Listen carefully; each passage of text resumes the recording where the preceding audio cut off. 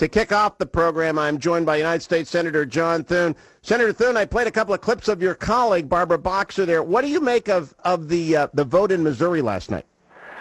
Well, I think that was a pretty stunning outcome, actually, Hugh, and I think that it's an indication of how engaged the American people are becoming. And these issues are not, these are issues that the American people feel deeply about. I think that's going to be reflected in November, and it's high time Washington and the political leaders in this country start paying attention and listening.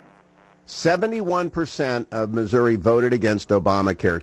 Can that be interpreted in any other way, Senator Thune, than an enormous rebuke to your colleagues on the other side in the Senate and the House who have been extending the role and the cost of the federal government exponentially?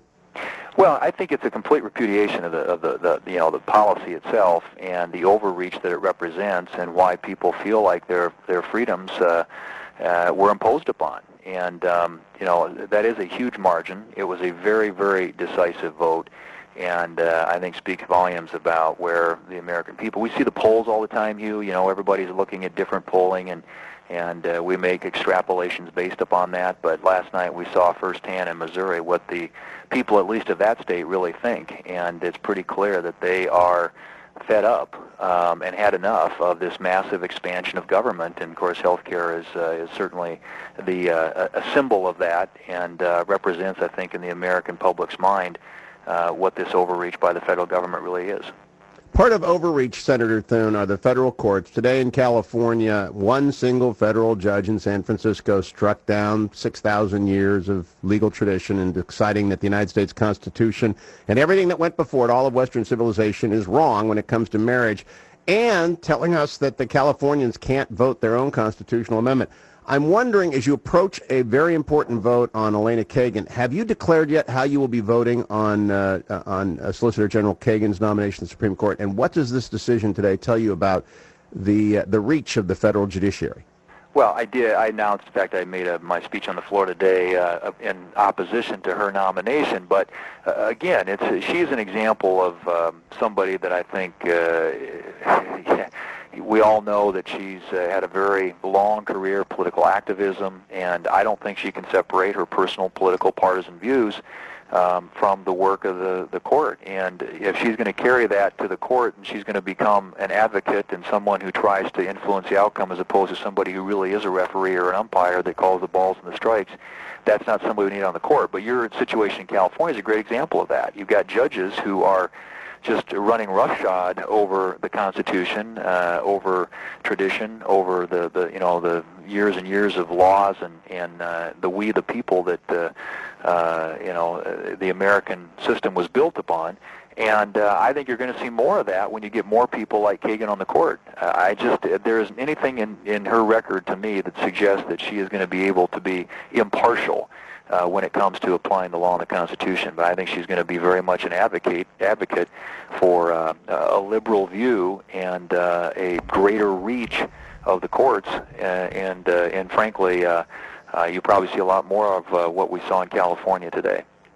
I'm talking with United States Senator John Thune from the great state of South Dakota. I'm broadcasting today from Camarillo, California, in Ventura County off of Santa Rosa Road, 4880. If you want to come out to the broadcast, we've got the Stop the Spending bus making a tour cross-country thanks to a bunch of anti-spending groups headquartered in Washington, D.C., networked across the United States.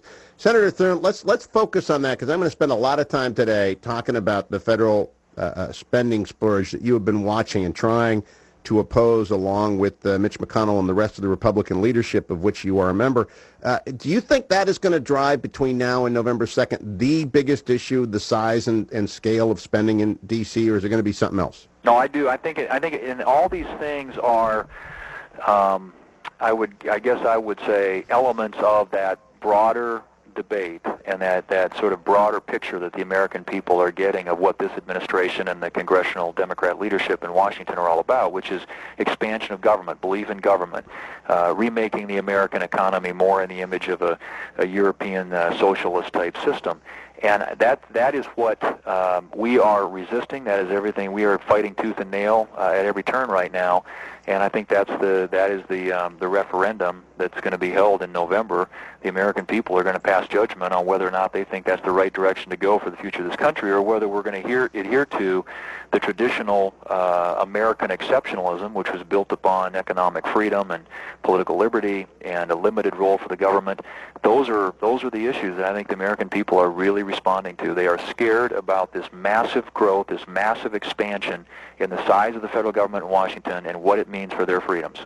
Now, John Thune, you're on the ballot this year in South Dakota. I don't even think you have an opponent, that you are so popular in South Dakota because of your principled conservatism.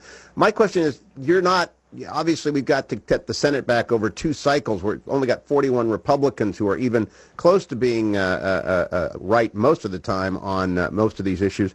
How many seats do you expect to pick up this cycle? What will you be satisfied with? I think Democrats are attempting to say if we don't win the Senate back, conservatives don't win the Senate back in 2010, it's a loss. I don't believe that, but what are you looking for?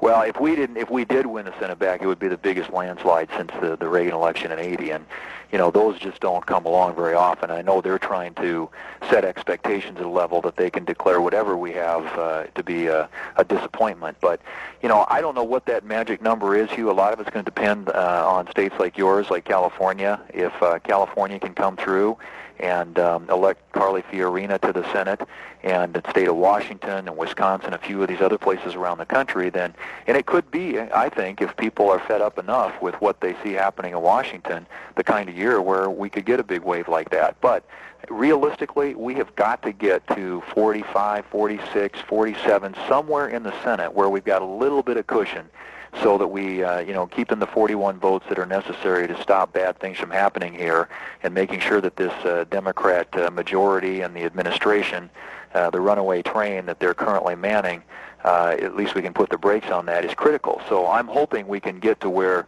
we pick up that many seats in the Senate. I think it's very realistic, and I think if the American people turn out like I think they will, it could be a very good year. But we'll wait and see.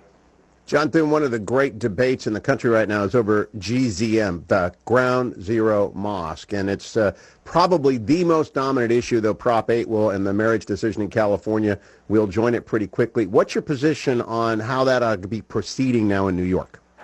Well, I've got big heartburn, as I think most Americans do, over that building that mosque at that location. I think that shows total disrespect and lack of sensitivity to all the Americans, families who lost family members there, the victims of that great tragedy. And my view, at least, is that, and I understand the arguments being made by Mayor Bloomberg and others, but frankly, this is an extraordinary circumstance, and I think it deserves special consideration. And I don't think they ought to be proceeding with this thing and moving forward. So my own view is that they ought to be able to put a halt to this thing, and I hope they will.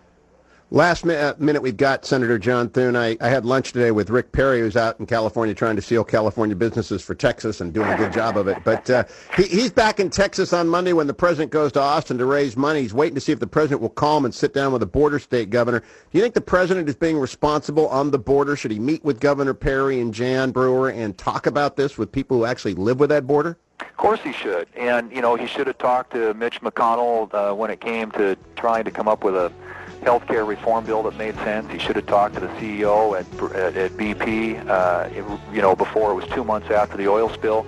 These are leadership issues, and if he's serious about solving problems, he ought to be meeting with these leaders, and he's not. John Thune, always a pleasure, Senator. Thank you for joining us.